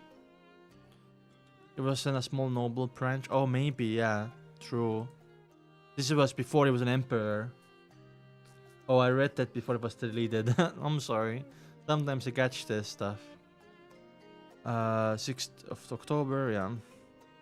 Hey, Emperor, where is your integrity? Climbing back into his seat, not allowing his emotions to pass through the fog. Damn, sass! He realized that Gustav did not write in his diary every day early on. Most of the time he would only write in the diary when there were certain events that he needed to lampoon, record, or vent his emotions. He shifted his gaze downward. Klein looked at the last sentence of this page. 9th of October, it's today. No, it's tomorrow actually. They actually called the sea of the steam. They actually called me the son of the steam. I like that very much. Why? Because of your innovations, is that why? Ah, okay, Jin. I see. Thank you. Aura name. Yeah, it is. It is Aura. They actually got me the son of the steam. Wow. Klein was a little disappointed, but information in the first few pages was of a little value. It is, yeah, because this diary he was writing when he was still very young, right?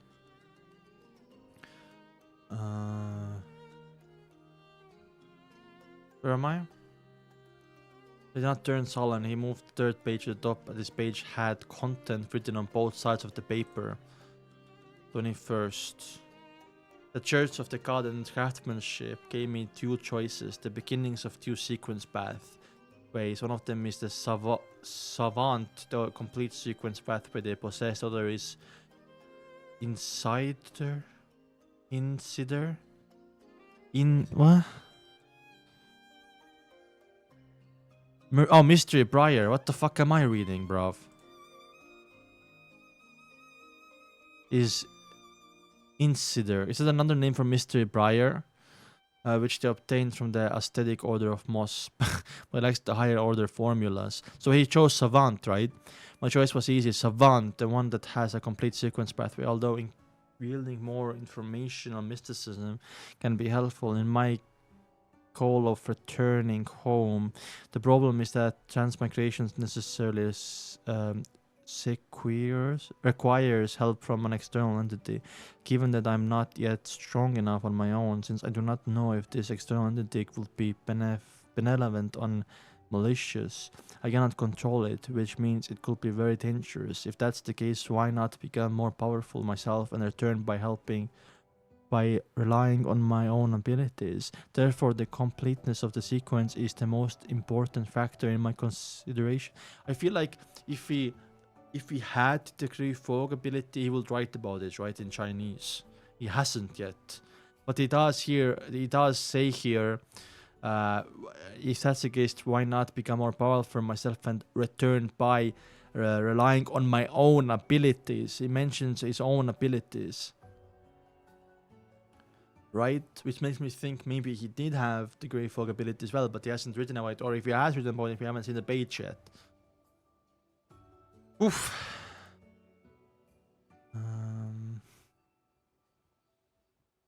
23rd of May. I have become savant with the power of the potion. Actually, recalled everything I have ever leaned in the past. I have ever learned in the past, including all of the psychics, chemistry, and so on. Oh my god, I want it, dude. I have not only learned, recalled. What? Sorry, I'm dyslexic, I guess. Recalled the knowledge. I have not only recalled the knowledge, but I now have a deeper understanding of these objects as well as mastery of their possible applications and implications. That's good for us because that's how I was innovating stuff, right?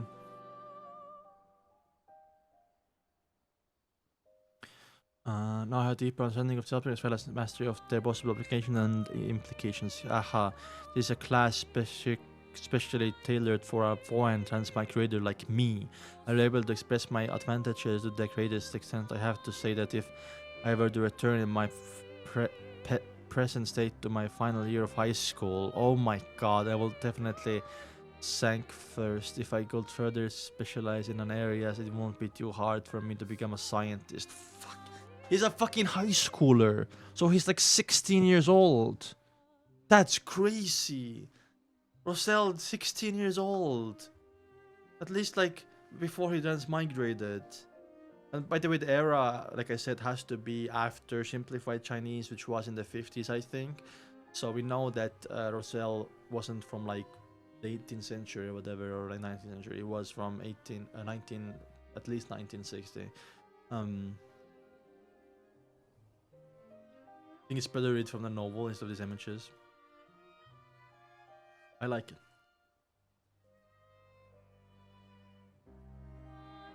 Cooking rice. No, I'm just saying that we already know that, but he's 16 or 17. That's crazy.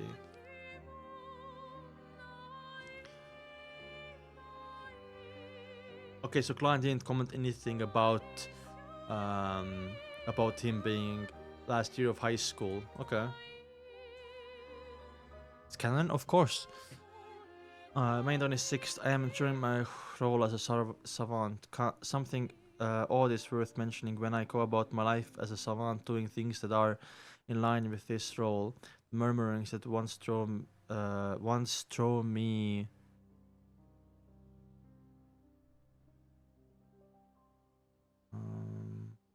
crazy. Have become considerably quieter. I have also, so he had murmurings before he became a Beyonder. Interesting.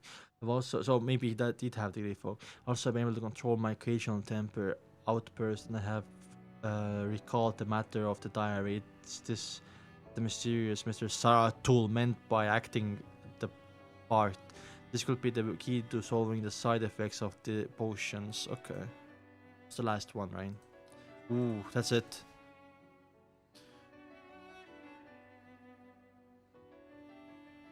It is explained read diary, but she had deep realization that there was a fundamental difference between how he and the Emperor Cell did things. Exactly. For example, regarding the matter of returning home, Klein considered grasping in-depth knowledge in mysticism to avoid risks in accomplishing his goal, while Emperor Cell preferred to rely on himself and face the risks. I have to say, I envy people like that sometimes. Perhaps everyone yearns for something you do not possess. Of course, I also have to consider strengthening myself. Both of these are important. Klein thought, sighing a little. Description about Emperor Cell about acting instilled Klein with confidence that the conclusion he made about acting yesterday was more or less correct. He put the 3 diary pages down, looked up Justice and Hanged Man. He smiled and said, "My apologies, I was too absorbed in reading them." Audrey calmed the envy in her heart and smiled faintly. I can understand. I hope one day we'll be able to exchange information about the diary's contents. That will recover a price. Klein smiled and glanced at Justice, then swept his gaze towards the silent Hanged Man. Wow. These dire notes were not in Donghua, I'm pretty sure. That will require a price. Klein smiled and glanced justice. Yeah. Audrey put her palms together and placed them in front of her. Mr. Fool, Mr. Hangman, I have 3 questions. Ask.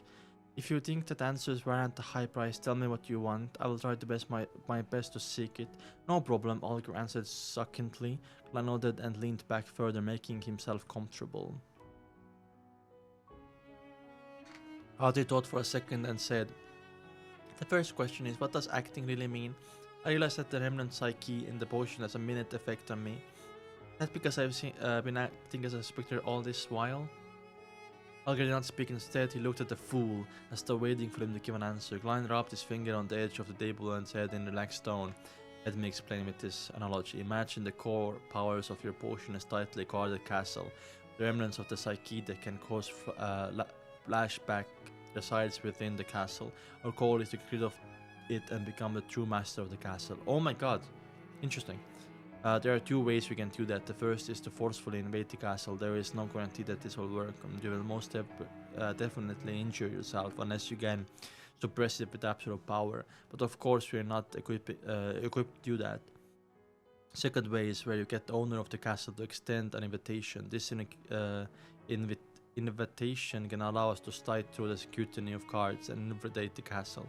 We can then easily finish off the enemies, but the problem... Jesus, that's such a nerd! That's such a nerd way to explain it, Klein, I'm not gonna lie, man. But the problem lies in the fact that this invitation specifies the facial features and characteristics of the quest. Thus, we have to disguise ourselves and act as the quest. Do you understand?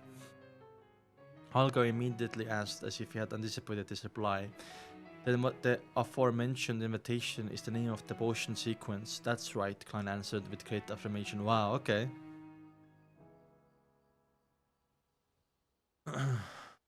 Audrey froze for a moment, having a sudden feeling that she completely understood what acting meant. She immediately exited her spectre state toward her excitement. She praised in joy. An exponential method. I think it fits your title. Its style is very compatible with the fool. I will never have believed that acting would have such an effect. Luckily, I have been acting as a spectre during the past few days. Damn. She paused for a moment before saying, I think that this is the very valuable answer. My heart is not ease accepting it for nothing. Mr. Fool, what do you need in exchange? Of course, I'll still remember that I owe you a page of Emperor Cell's diary. More pages. Klein paused for a moment. He wanted to get information about the sequence regarding the series, but felt that such a low-level request would ruin the mystical image of the fool. Thus, he chose to give up on it and planned to ask them discreetly some other way. Wow, smart. Actual smart.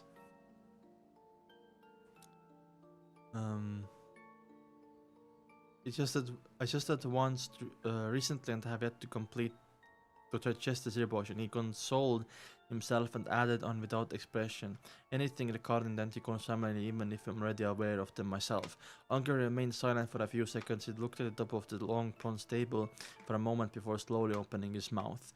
Mr. Fool, I believe I can pay you back immediately with the information you requested just now.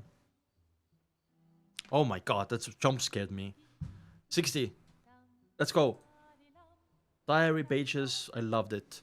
Also new info about Matilda, you know.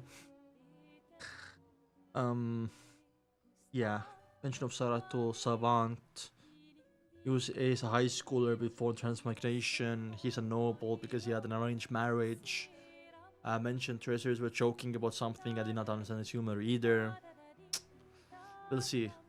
I guess the ones that talk more deeply about Saratul are gonna be in the 4th or 5th Tarot Club meeting. That's also in the anime. Also waiting for Audrey to ask about the dog. About Susie. About Susie becoming a spectator and asking if something goes wrong or something. I don't know. Let's see. No problem, Klein tried to maintain his unchanging deep tone. He rested his left elbow on the armrest of his chair and supported his forehead slightly with his fingers, posing as though he was listening calmly. Olger deliberated over his words and said, Randy Cohn was an ancient family. Their history can be traced back to the Cataclysm epoch, before the 4th epoch. Oh, there we go. The Anticonus of ancient family. Their history can be traced back to the Cataclysm epoch, before the fourth epoch, and is related to the second blasphemy slate. The second blasphemy slate. There's a second blasphemy slate. How many are there? Kindness people shrank and they nearly changed his posture. According to what Mr. Hangman Justice said previously, the blasphemy slate contained the profound mysteries of 22 paths to the divine. There are two of such important items, or even more. 22 paths of divine, sequences and pathways. Could these be two nouns mean the same thing? Every complete sequence pathway leads straight to the throne of the divine. Ooh. Yeah, at that instant, the description of the second blasphemy slate gave Klein numerous thoughts. He believed that it's not the thick grayish white fog concealing him. His emotional reaction will probably been discovered by Miss Spectator. Yeah, like I said, she has a very observant now, because she's a spectator. She's very observant. As a lot of words, cataclysm, epoch, he was no stranger to that term as a historian. It was the name of the third epoch. After recent revision, Klein knew the third epoch was separated into two eras, the glorious era and the cataclysm era. A second blasphemous slate plainly revealed her ignorance on the matter. Before she calmed her emotions, she returned to her spectator state. Nice question, Klein secretly cheered for Miss Justice. It was question inconvenient for him to ask the fool. Olga stole a glance at the fool and noticed that his posture remained the same, nor did he make a sound. Hence he thought and answered. The first blasphemy slate appeared in Dark Epoch, which is the second epoch where the humans struggled to survive. Under the protection of gods, the second blasphemy slate appeared at the end of the third epoch. It could even be said that its appearance symbolized the end of the cataclysm epoch. The content of the two blasphemy slates is kept secret by the 7 major churches. It only knows bits and pieces of it. We only know that they involve the paths of the divine, but I'm not sure of the differences between them. Was the blasphemy slate that Emperor Cell saw the first or the second? Audrey asked curiously. Has to be the second, right? It's the most recent one. On hearing that, Klein recalled what Olga said about the potion names during the first gathering. He said the names of the sequence potion were derived from the blasphemy slate. Similarly, Captain had also mentioned that the formation and completion of the potion system was thanks to the birth of blasphemy slate. That indirectly confirms the path of the diviner sequence pathway. True. Klein answered this earlier question silently. Then Olga simply replied, the second one. Yep, I knew it. The glint in Audrey's eyes diminished as she returned to her spectre state. She did not continue asking questions. Instead, all she did was focus her gaze on the hanged man. It's obvious that her scrutiny made Olga uncomfortable, but he suppressed the emotions within him. He lowered his voice and continued. During the Solomon dynasty, it's the fourth epoch. Although the Anticonus family was considered an illustration part of the aristocracy, they didn't do anything very ephemeral until they supported the establishment of the Tudor Empire. Then they stood right in the middle of the stage of northern continent. Okay. They were sponsoring it basically, or like supporting it. In the period, Anticonus, Ammon, Abraham, Jacob. Oh my god, Jacob as well. We know that Anticonus, Ammon, Abraham, Jacob, all of these words are taken from, at least Cuttlefish took them from biblical references as inspiration, right? And if you look up the meaning of Abraham, meaning of Ammon, meaning of Anticonus, you will see that they actually have a really deep meaning to their names. Of the human kingdom, however, after the war of the fourth emperors, the blood emperor of the Tudor Empire perished. They fell from the top of their pedestal and are now haunted by 7 deities. Oh my god, okay. I'm not sure about the actual process, but I do know if the Anticonus family was destroyed at the hands of the Church of Evernight. Mr. Fool, if you'd like to know more, I'm afraid that you will only obtain the information from the Church of Evernight or from the few ancient civilizations you know, which few I'm referring to. I don't know that while feeling bitter inside. Okay, Secret Order is 1. Captain and Old Neil mentioned the most athletic order. I wonder if the psychology alchemists count. While he mentally checked off the candidates, Olga provided him with the last bits of information. I similarly have no idea which sequence pathways the Anticonus family held. There are 2 adjectives that appear beautifully in the description of the Anticonus family, and those are strange and terrifying. Sheesh. That's crazy. Actually. Someone spoiled or what?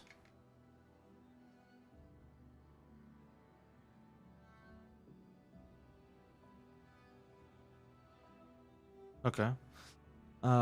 Strange and terrifying. Thinking back to Notebook, Original Klein and his classmates and what happened to Ray Bieber's mother, it really is aptly worded. Klein continuously rapped the edge of the long table with the tip of his finger and a couple of times, then he slowly began to speak. Very well, I'm satisfied with the payment. The reason he continuously rapped the long table lightly with his finger was to emphasize the action to make justice, and Hanged Man believed that he had a habit of rapping in order to conceal the fact that the same motion was used to activate and deactivate his spirit vision. Oh, I see. It's my pleasure. What you guys talking about? About we made a whole theory video about Amon, Abraham, and stuff. Chat is confusing me, so I'm not gonna read. It's my pleasure. Olga did not say anything else. Audrey took a look at the hanged man and the fool. She smiled faintly and said, Then shall I ask the second question? What is the name of the subsequent potion for spectator? Where can I find the clues? I'd also like to ask straightforwardly, but different choices due to different difficulties. Klein did not speak, but was gazed towards the hanged man. Olga remained silent for a few seconds before saying, I'll answer the question for free because I led you on this pathway. The subsequent sequence of Spectre is sequence 8 telepathies. The ancient name of sequence 7 is psychoanalyst, but it's called psychiatrist now. Oh, because of times changing. This is what I found from a member of the psychology alchemist. I think they will have quite a number of potion formulas for this pathway. Interesting. Yeah, makes sense for it to change, right? Psychology alchemist, Street Medium Talia was rather approving of their theory, but captain of them thought of them as evil and crazy. Klein listened while in deep thought. Do you know the whereabouts of the particular psychology alchemist member? Asked Audrey as her eyes beamed with joy. Be it telepathist or psychiatrist, both names appealed to her aesthetics. Algar gave a rare laugh. I do. He's immersed in the seas around Sonia Sea. I sank him with my own hands. Oh, sheesh. That's kind of cold. If you would like to look for the psychology alchemist, I have to apologize since I severed the clues.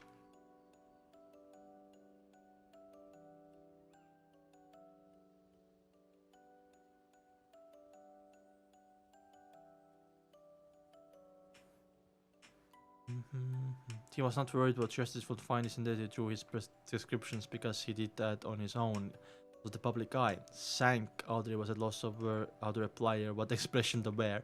She drew up a deep breath and suddenly failed to maintain her spectral state. She asked bashfully, the third question, if, and I'm saying if, a normal animal were to drink a sequence 9 potion, what should happen? I thought the animal should lose control and die, right? Susie mentioned, what kind of question is that? Klein tapped his lapella noticeably with his finger that was supporting his forehead. Very quickly saw the change in color and noticed that all their emotions had turned frantic, nervous, and a little ashamed. A little ashamed? Are we sure? A little? Would she have done something that stupid? Klein was astounded, but didn't find it strange. After the past 2 gatherings, he was certain that Miss Justice was quite an airhead. The hanged man Olger was obviously dumbfounded as well. It took a while to reply. I found mysticism classes, all of them. I guess you're new here.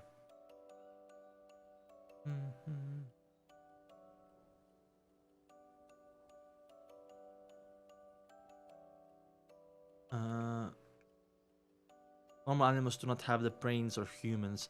They won't be able to learn cogitation in a timely manner. Therefore, it will mostly likely lead to immediate death or breakdown into monster. However, if they survive the initial ingestion of the potion, they will become an extraordinary creature. If the potion has the ability to enhance their intelligence, they can even become smarter.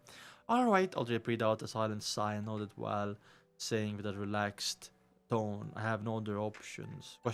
Olga considered for a moment and did not mention matters regarding the Aurora or listener. Similarly, he shook his head and said, nor do I. So the listener was never in the Donghua. Very interesting. I have something. Klein didn't change his posture but said with a smile. It will require your cooperation. He had yet to turn off his spirit vision and immediately saw what the hanged man was showing signs of nervousness, while Miss Justice was too simple-minded to show fear or carefulness. Before they could reply, Klein comforted them, don't worry, it's trivial. If he succeeds, it will be beneficial to you, so I won't be paying extra remuneration. It's his chant or whatever. Incantation. Go ahead. Audrey instinctively leaned to the spectator state, but she couldn't see through the thick grey fog, engulfing the fool.